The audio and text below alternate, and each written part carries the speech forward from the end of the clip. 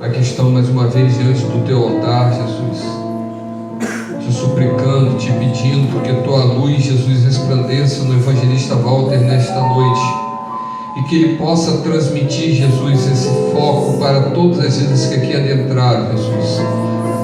Foco de esperança, de paz, de prosperidade, de conforto espiritual. Ser com ele nesta noite, é o que eu te peço e já agradeço em nome de Jesus. Que as palmas do Senhor.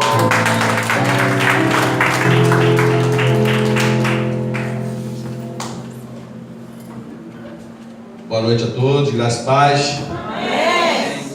Glória a Deus. Chegou o Severino, quebra galho. A pastora falou de manhã hoje que o presbítero não poderia vir aqui ministrar. Perguntou, pode ministrar? Eu falei, posso. Está aqui para isso, né? E como foi dito pelo pastor, e eu endosso o que ele falou, Deus tem um propósito hoje nesse culto, que ele já tem tido alguns cultos, irmãos. Então, normalmente eu não gosto de falar a mesma mensagem. Eu acho engraçado assim, o Maicon vem aqui e canta Nada Temerei 200 vezes, o pessoal acha lindo. Mas quando o pregador vem e fala a mesma mensagem, o pessoal, pô, de novo a mesma mensagem? Né? Pô, não pode por quê? Não, o apóstolo Paulo em Filipenses 3:1, ele fala, não canso de escrever as mesmas coisas para segurança para vós. Então, na verdade, eu achei que eu iria pregar quinta passada, que Deus me deu a palavra na quarta de noite, e acabou que a Jeane já veio, né?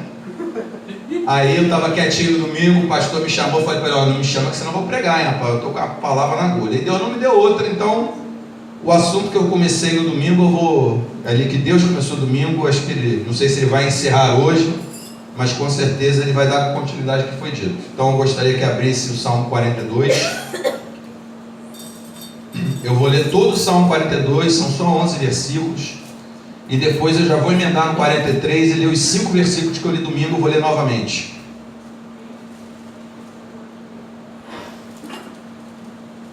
A minha tradução pode ser que seja um pouquinho diferente, mas eu vou pela minha aqui. Então vamos lá, verso 1. Como suspira a corça pelas correntes das águas, assim por ti, ó Deus, suspira a minha alma. A minha alma tem sede de Deus, do Deus vivo. Quando irei e me verei perante a face de Deus?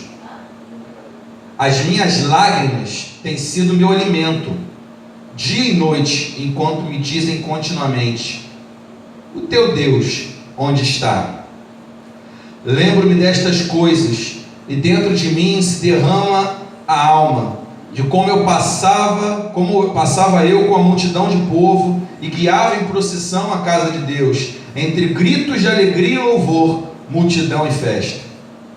Porque está batida, ó minha alma, porque te perturbas dentro de mim. Espere em Deus, pois ainda o louvarei, a Ele o meu auxílio e Deus meu. Sinto abatida dentro de mim a minha alma. Lembro-me, portanto, de ti, nas terras do Jordão e no monte Hermon, e no outeiro de Mizar. Um abismo chama outro abismo, ao fragor das tuas catadupas. Todas as tuas ondas e vagas passaram sobre mim. Contudo, Senhor, durante o dia, me concede a sua misericórdia, e à noite está o seu cântico, uma oração ao Deus na minha vida. Digo a Deus, minha rocha, por que olvidaste, por que esqueceu de mim? Porque hei de andar eu lamentando sobre a opressão dos meus inimigos. Mas esmigalham-se meus ossos, quando os meus adversários me insultam, dizendo, o teu Deus, onde está? Porque está abatida, ó minha alma, porque te perturbas dentro de mim. Espera em Deus, pois eu ainda o louvarei, a Ele meu auxílio e Deus meu. Salmo 43, verso 1. Faze-me justiça, ó Deus, e pleiteia a minha causa contra a nação contenciosa. Livra-me do homem fraudulento e injusto, pois tu és o Deus da minha fortaleza. Por que me rejeitas? Porque hei de andar eu lamentando sobre a opressão dos meus inimigos. Envia a tua luz e a tua verdade, para que me guiem, e me levem ao teu santo monte e aos teus tabernáculos. Então irei eu ao altar de Deus, que é a minha grande alegria, e ao som da harpa eu te louvarei, ó Deus, Deus meu. Porque está batida, ó minha alma, porque te perturbas dentro de mim. Espere em Deus, pois ainda o louvarei, a Ele, meu auxílio e Deus meu. Fecha teus olhos. Pai Santo Poderoso, a tua palavra foi liberada. Desde já declaramos a dependência do teu Santo Espírito, para que venha fazer que essa palavra entre no coração de cada um que aqui está, tratando de uma forma personalizada, Senhor, porque eu sei que o Senhor está querendo liberar cura aqui essa noite. Por isso, Espírito Santo, haja conforme a tua vontade. Declaramos a dependência de ti, Senhor, para que não seja simplesmente uma palestra, mas que seja uma palavra que venha falar o coração de cada um. Fala conosco, Pai. Tenha misericórdia de nós, porque hoje nossa alma tem sede de ti. Que a gente venha beber dessa fonte inesgotável, dessa água viva, Senhor, em nome de Jesus. Que a gente hoje venha ajustar o nosso foco em ti, em nome de Jesus. Amém e graças a Deus. Pode sentar, fica à vontade e se prepara para ouvir um pouquinho. Meus irmãos, eu acho que a maioria sabe aqui, nós temos toda terça-feira um grupo de estudo e atualmente a gente vem estudando sobre dons espirituais. E aí a gente estuda os dons, né, ora, no final alguns irmãos têm algumas manifestações de dons e a gente vai ensinando como se mover nos dons espirituais pela graça de Deus. E nessas reuniões, né, a gente tem tentado equipar o pessoal, o Espírito Santo tem tentado nos equipar, porque a gente sabe que a gente está numa guerra e as nossas armas não podem ser armas carnais, precisam ser armas espirituais. Então o Espírito Santo quer nos capacitar com armas espirituais. E no último estudo que nós tivemos, não vou citar nomes aqui, porque a gente tem um código de ética nosso, né, para a gente não... O que acontece no estudo fica no estudo. Mas no último estudo que nós tivemos, eu fui no final, a gente foi orar e duas pessoas vieram à frente na hora da oração e a gente estava orando sobre a liberação de dons de poder, seja dom de cura, dom da fé ou operação de milagres. E no meio da oração o Senhor falava claramente comigo que era necessário ajustar o foco. Ele falava, é necessário ajustar o foco. E eu continuava orando, tentando liberar algo de Deus, né, que como se eu pudesse, né, que libera Ele, mas eu orando por um motivo, e o Senhor falava repetidamente que era necessário ajustar o foco. E aí nós oramos, né, no final alguns irmãos deram testemunhos, e alguns irmãos declararam sofrer de depressão. E a gente sabe que o nosso rosto é o outdoor da glória de Deus, né? As pessoas olham para a gente como cristão, não quer dizer que a gente não tenha problema, não quer dizer que a nossa vida seja uma vida fácil. Mas cara, se a gente crê em Cristo, crê na obra que Ele fez, a gente tem que ter um semblante diferente. A gente é muito preocupado com os 10 mandamentos de Moisés, né? Não pode matar, não pode adulterar, blá blá blá, não que não seja importante.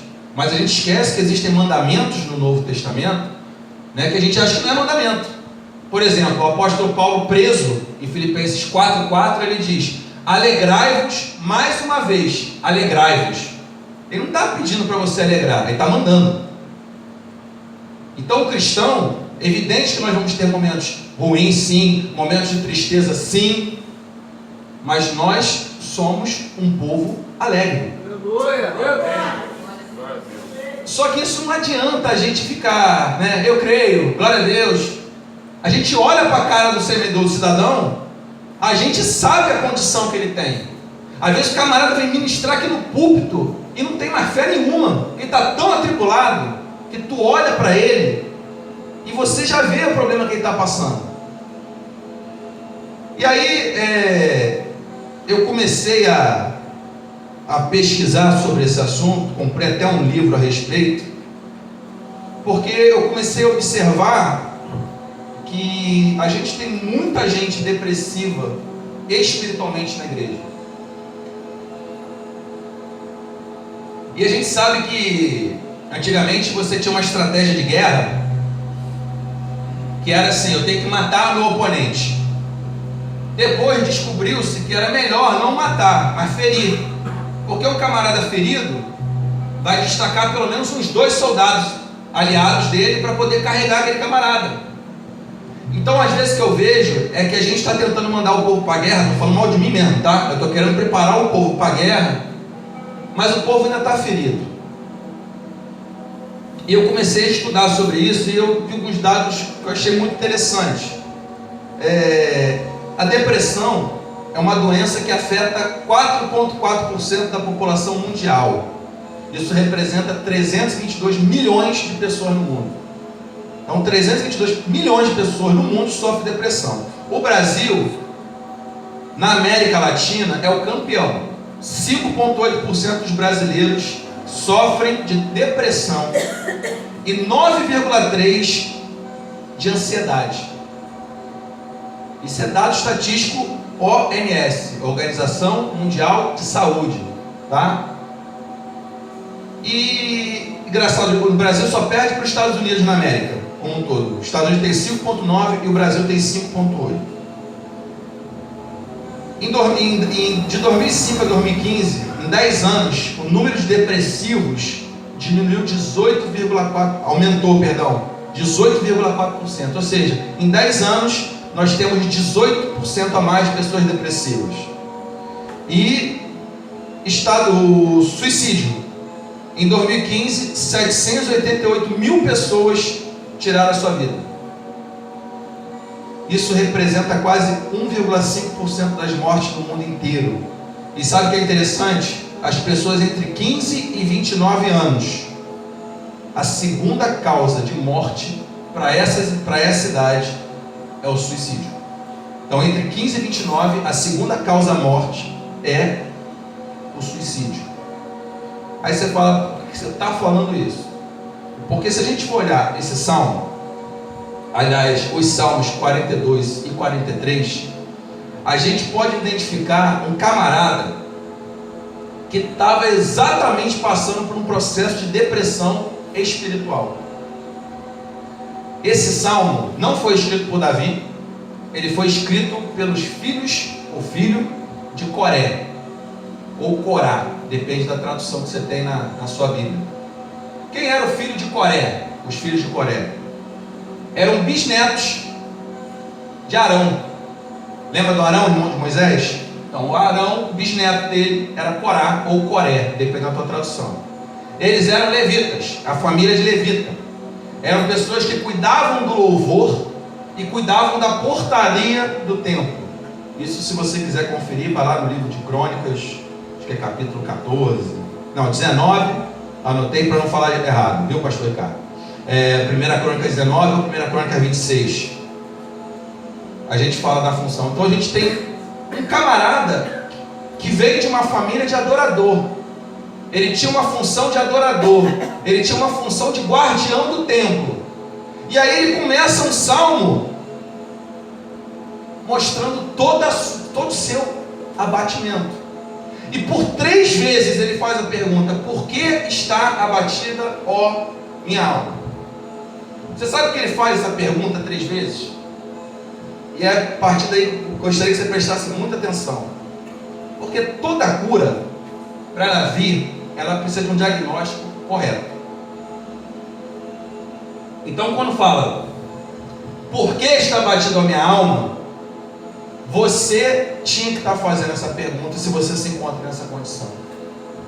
Por que eu estou abatido? Minha alma, por que você está desse jeito? Porque se você não conseguir enxergar o seu problema, você não vai conseguir ter a cura para o problema que você tem. E é interessante que ele faz essa pergunta 3 vezes, como eu disse. E o abater, eu estava estudando essa palavra abater no hebraico, é curvar-se numa posição fetal. Sabe criança que está assim? Não sei se você já se encontrou nessa situação. Sabe aquele dia que você não quer sair da cama e que você está assim, curvadinho, igual a criança, e você fala, não quero mais nada, não tenho vontade de fazer mais nada. Era esse sentimento que o salmista estava tendo. Um homem de Deus, um levita da casa do Senhor, um guardião do templo, que se encontrava curvado, deitado, depressivo. E aí a gente tira algumas lições. Evidente, eu não vou esgotar o assunto hoje, mas para você pensar, por que uma alma se abate? Essa é a pergunta que você tinha que fazer. Por que uma alma se abate?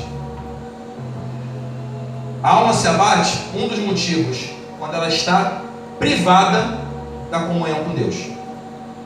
O ser humano, ele tem necessidade espiritual de buscar a Deus. Por isso que ele começa dizendo, assim como a corça anseia por águas, a minha alma anseia por ti. Aquele camarada tinha sede de Deus. Mas o que aconteceu com ele? Ele se afastou. Quando a gente se afasta de Deus, e eu vou falar mais uma vez para você entender, afastar de Deus não é afastar da união em Cristo ou da igreja do Juquinha, não. É afastar de Deus, não importa onde você esteja. É você perder a sua comunhão, o seu quartinho secreto, o teu momento de oração ou o teu momento de louvor. É o teu feijão com arroz do teu dia a dia. Então, a gente passa por esse processo de abatimento quando a gente se priva dessa comunhão. E por que esse cara se privou dessa comunhão? A gente não tem a história correta, mas o que se sabe é que ele, por uma perseguição, esse salmista, ele não estava podendo ir ao templo de Jerusalém, que antigamente era o único lugar que você poderia adorar. Lembra da história da mulher samaritana? Né, que ela perguntava, adora onde? Nesse templo? Ou adora nesse monte ou no templo de Jerusalém? Jesus fala, o que importa é que ele adora espírito ou verdade. Mas naquela época, ele só adorava no templo. Então ele estava impedido de chegar ao templo. Ele estava atribulado, ele estava perseguido. E de repente você hoje, você chegou aqui atribulado, você chegou aqui perseguido, você chegou aqui com um filho na droga, você chegou aqui com um problema financeiro, com um problema de saúde, um problema familiar. Você chegou nessa condição. E às vezes por essa condição você se coloca no deserto e você se afasta de Deus. Esse é o primeiro processo para você entrar numa situação de depressão espiritual. É você se afastar do Senhor pela adversidade que você está enfrentando. Porque não adianta, a tua alma ela vai sentir sede. Um dos testemunhos, gostaria até que a pessoa estivesse aqui hoje, mas ela não está, infelizmente. Mas ela falava, olha, essa semana eu me ajoelhava para orar, e eu só chorava, porque a tua alma tem sede de Deus. E aí quando você está tão focado nos teus problemas, você se afasta, e você, quando tem um pouquinho de comunhão, às vezes você não tem nem mais o que falar, teu corpo treina e você chora, porque ele está querendo derramar água sobre a tua vida. A Bíblia diz que ele derrama água sobre o sedento. Quando você está sedento, a água vem. E aí, algumas lições que a gente pode tirar desse salmista. Primeiro, a alma se abate quando é privada da comunhão de Deus. A gente, pregador, costuma falar, cutuca o irmão do seu lado aí, né? Fala com o teu irmão aí, o bonito que está do teu lado.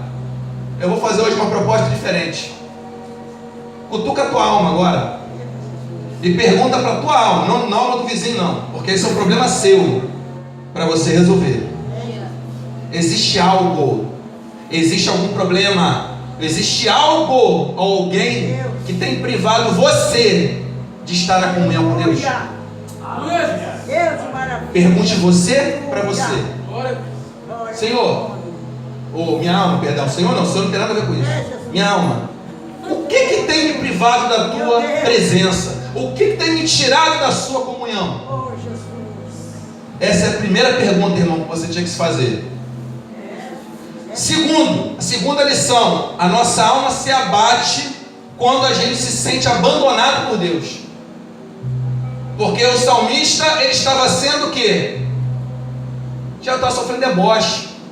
Por 2 vezes ele reclama, por 3, no terceiro, no Salmo 43 ele fala de novo. As pessoas, ei, aonde está o teu Deus? A gente, quando escuta essa frase, hoje, a gente tenta associar os ateus, que são aqueles que não creem. Mas nessa época aqui, irmão, o número de ateus, não existia ateísmo. Pelo contrário, as pessoas acreditavam em muitos deuses. Então, quando o cara está falando assim, onde está o seu Deus? É mais ou menos assim, olha, volta para o teu Deus antigo. Porque esse Deus que você está servindo, ele não está resolvendo o seu problema. Porque a gente tem uma noção de que Deus, ele tem que resolver todos os nossos problemas. Se eu tenho um problema conjugal, Deus tem a obrigação de resolver. Se eu estou quebrado financeiramente, Deus tem a obrigação. Não é assim que a gente pensa? Só que ele é Deus. As coisas estão tudo invertidas. Na verdade, parece que a gente é Deus e ele é nosso garçom. Mas é o contrário. Quem é Deus é ele. Quem é Deus é ele. E se você já não está satisfeito com a morte que aconteceu há mais de 2 mil anos atrás na cruz, se isso não te satisfaz, irmão, você não entendeu o Evangelho de Cristo. Você não entendeu o Evangelho. Porque se você entendeu o Evangelho, você vai descobrir que Deus não é garçom. Porque na verdade ele já te livrou do inferno. E com todo respeito, discordando um pouco do meu irmão, que também Deus me colocou como discípulo, Mateus, eu não estou aqui simplesmente para buscar minha salvação porque eu tenho medo de ir para o inferno. Eu acho que assim, para o inferno deve ser algo muito ruim. Eu não queria ir para lá. E graças a Deus, graças a Jesus eu não vou. Mas ir para o céu não é o que me move. O que me move é a presença de Deus. Não importa se seja aqui, não importa se seja lá, não importa se vai ser daqui a 2 mil anos, eu não sei quando que ele vai voltar, ou se vai ser amanhã. Mas o que me move é a presença dele. É o prazer de andar com ele. Isso é que me move. E é isso que deveria nos mover. E aí eu fico perguntando, né? Quando as pessoas debocham, eu me abato. Por quê? Porque Deus não está respondendo a minha oração. Sabe aquela cura que você está pedindo? Deus não está respondendo. Sabe que às vezes Deus não te responde? Porque você foi para longe. Deus está finzão de te responder, mas você foi para longe. Você se afastou dele, porque Deus ele não te abandona. E ainda te falo mais, ainda existe uma outra regra, palavra de Deus: quando você se achega a ele, ele vem mais para você. Até quando a gente não vai entender isso, irmão? A gente precisa crer nisso, que quando a gente se achega a Deus e a gente resiste ao diabo, ele vem mais na nossa vida. A gente tem mais dele na nossa vida. E esse salmista, ele perdeu essa comunhão. A terceira lição: a nossa alma se abate quando a gente está vivendo preso ao passado. Porque esse salmista ele fala: meu coração se enche de tristeza quando eu lembro que eu ia em procissão louvando ao Senhor. Sabe por quê? A gente tem a ideia de que tudo aquilo que a gente viveu de mais gostoso já passou. Não é assim? As pessoas falam assim: não, o melhor já... naquela época era tão bom. E a gente está falando de um Deus poderoso, imenso, que a gente não pode nem contabilizar, e um Deus de renovo. Você acha que o melhor já passou? Meu irmão, se você pensa assim, você não entendeu o Evangelho, porque o melhor ainda está por vir. E o melhor é a eternidade. Não é isso que você está vivendo hoje, não. Esse é o melhor que ainda está por vir. Então você precisa entender que quando você está preso ao passado, o teu coração realmente vai se encher de tristeza. O passado ele serve para uma coisa, como diz a palavra de Deus: devo trazer à memória aquilo que me traz esperança. Então o passado serve para você lembrar de tudo aquilo que Deus já fez na tua vida, para você crer que Ele vai fazer de novo, e Ele vai fazer mais e mais e mais. É para isso que serve o passado. O miserável quer ficar olhando o passado. Ai, é tão bom. E aí você fica preso. Quarto, a alma se abate quando um problema nos leva a outro problema. Isso aqui que eu estou pregando eu já vivi, tá, irmão? É importante falar isso. Você já viveu, já sabe quando um problema gera um outro problema? Que você está assim, rapaz, eu estou na tribulação, a empresa quebrou. Aí tu fala, tá ruim. Aí a mulher, vou te largar. Aí fica pior. Aí tu fala, e agora? Aí agora não, agora tu é humilhado na rua. E o negócio vai ficando, um problema vai chamando outro problema. Já viu isso? Isso abate a tua alma. Isso abate a alma de qualquer um. E se você está vivendo isso, irmão, não acho que é privilégio seu não. Porque todos nós passamos por isso.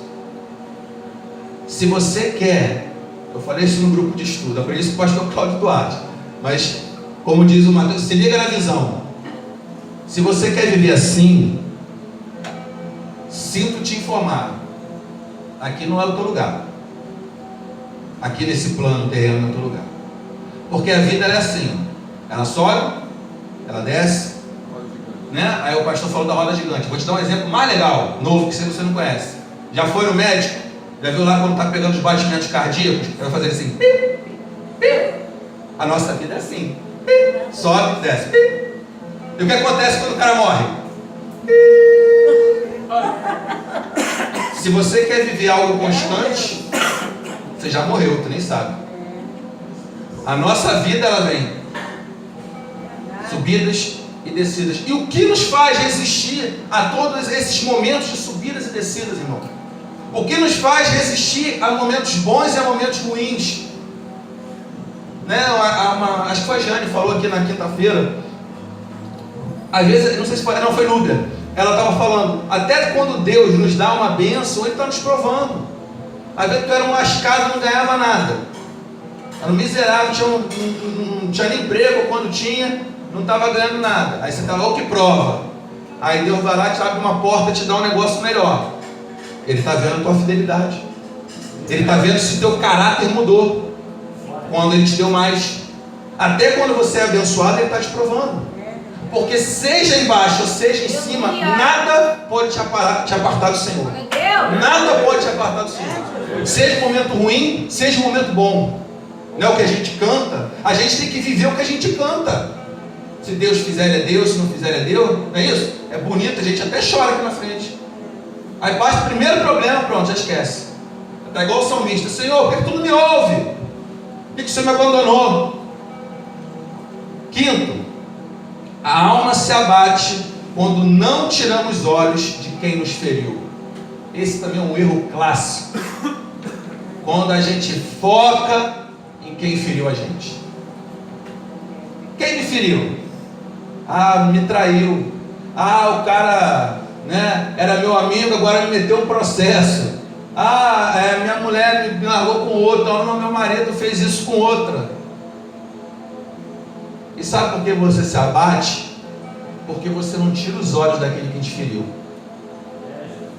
Quando você conseguir tirar os olhos daquele que te feriu, para você olhar para aquele que te ama e tem muito mais para te dar, daquilo que você pediu, daquilo que você imaginou, você vai ver que essa tua depressão ela vai passar. E as pessoas continuam olhando. Porque era isso que esse camarada estava fazendo. Por que eu li os dois salmos juntos? Porque até então ele está rasgando o coração dele. Ele está falando para ele mesmo: olha, por que minha alma você está abatida? Ó Senhor, meus inimigos estão aqui. Meus inimigos estão debochando de mim, falando que o Senhor não existe. Cadê o meu Deus? Por que o Senhor não me ouve? O Senhor é tão poderoso. Às vezes você pode ter pensado assim, irmão: Deus, o Senhor é tão poderoso, por que o Senhor não resolve a minha causa? Eu só pedi um relacionamento. Eu só pedi uma cura do câncer. Ah, eu só pedi, né, um livramento. Eu só pedi um emprego bem remunerado. O Senhor é tão poderoso, por que o Senhor me atendeu? E a tua alma se abate. Porque Deus não é vaquinha de presépio, meu irmão. Vai ficar balançando a cabeça assim para tudo que você pedir. Você precisa crer que aquilo que Ele tem para você é muito melhor do que aquilo que você pede.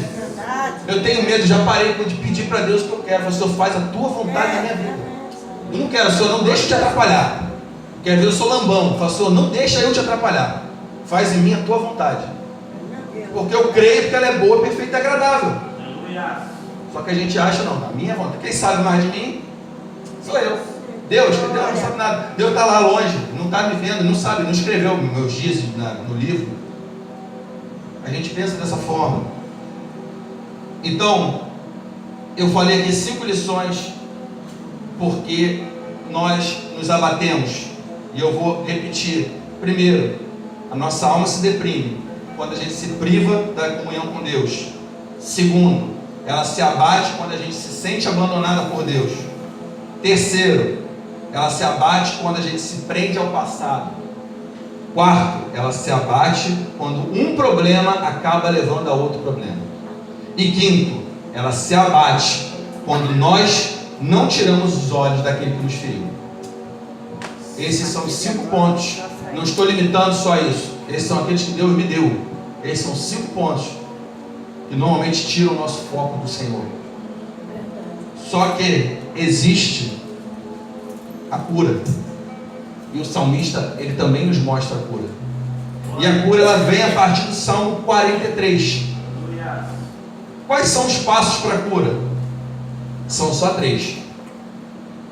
Porque se você olhar o verso 1 do Salmo 43, ele ainda vai continuar pedindo justiça contra os inimigos dele. Lembra do que eu falei? Eu continuo olhando para aquele que me feriu. Então, Senhor, faz-me justiça. Meu irmão, é errado pedir justiça? Se você está certo, é errado você pedir justiça? Não é certo, não é errado. Ele não orou igual a gente ora às vezes, Senhor, toma na tua mão, mata ele. Mas não estou pedindo não, mas faz a tua vontade. Mas se quiser matar, pode matar. Normalmente a gente faz assim. O salmista não fez assim. Ele está clamando por justiça, porque ele estava sendo injustiçado. Você já foi injustiçado? Já. Alguém falou algo para você que não era verdadeiro. Alguém depois de você ter feito muitas coisas boas, foi mal agradecido com você, te caluniou, te prejudicou. Bem-vindo ao clube. Você não está sozinho. Só que o salmista, ele nos ensina que a gente não pode ficar olhando para esse camarada. Porque no verso 1 do Salmo 43, é o último verso que esse camarada vai pedir justiça. Porque a partir do verso 1, o discurso dele muda. E ele começa a perceber que toda vez que eu só olho para o problema, eu me afasto de Deus. Vou repetir. Toda vez que eu só olho para o problema, eu me afasto de Deus. Eu estou endividado. É dívida, é a dívida, é a dívida, é a dívida. Eu estou me afastando de Deus. Às vezes você está dentro da igreja. Às vezes você tem cargo de liderança na igreja, mas você está se afastando.